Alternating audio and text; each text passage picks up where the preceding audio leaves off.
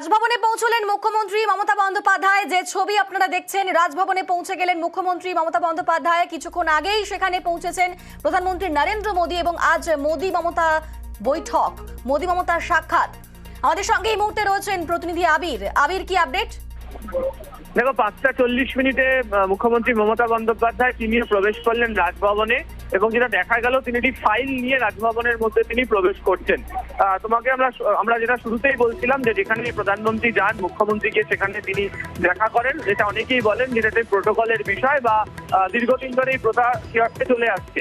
তবে আজকে শুধুমাত্র সৌজন্য সাক্ষাৎকারের বিষয় না, যেটা মনে করা হচ্ছে যে কেন্দ্রীয় যে বঞ্চনার কথা বারবার ধরে রাজ্য সরকারের তরফ থেকে বলা হচ্ছে, রাজনৈতিক দল হিসাবে বাংলার শাসক দল হিসেবে তৃণমূল কংগ্রেসও বক্তব্য রাখছে, সেই কেন্দ্রীয় প্রকল্পের বঞ্চনার ইস্যু নিয়ে ফের প্রধানমন্ত্রীকে মমতা বন্দ্যোপাধ্যায় আজকে বলতে পারেন।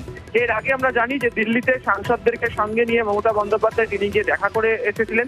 সেখানে গিয়ে তিনি রাজ্যের যে বঞ্চনার বিষয় সেটা তিনি তুলে ধরেছিলেন এবং পরবর্তী সময় কেন্দ্র এবং রাজ্যের অফিসারদের মধ্যে একটি বৈঠকও হয় এবং বেশ কিছু ক্ষেত্রে বেশ কিছু জায়গাতে কেন্দ্রীয় তরফ থেকে যে অর্থ সেই অর্থ রাজ্যকে দেওয়াও হয়েছিল।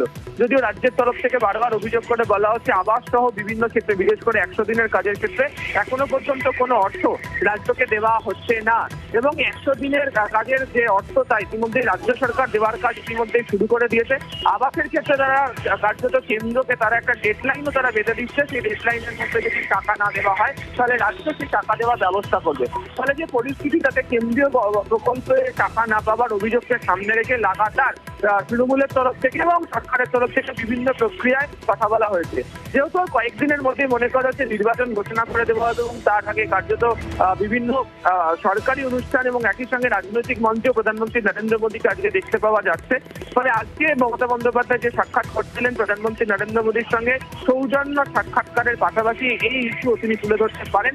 যেহেতু তাকে ফাইল নিয়ে ঢুকতে দেখা গিয়েছে, সেটাই মনে করা হচ্ছে সেই বৈঠকে এই কেন্দ্রীয় প্রকল্পের বঞ্চনার ইস্যুও থাকতে চলেছে। বেশ, ধন্যবাদ আবির। যে ছবি আপনারা দেখছেন, রাজভবনে পৌঁছলেন মুখ্যমন্ত্রী মমতা বন্দ্যোপাধ্যায়।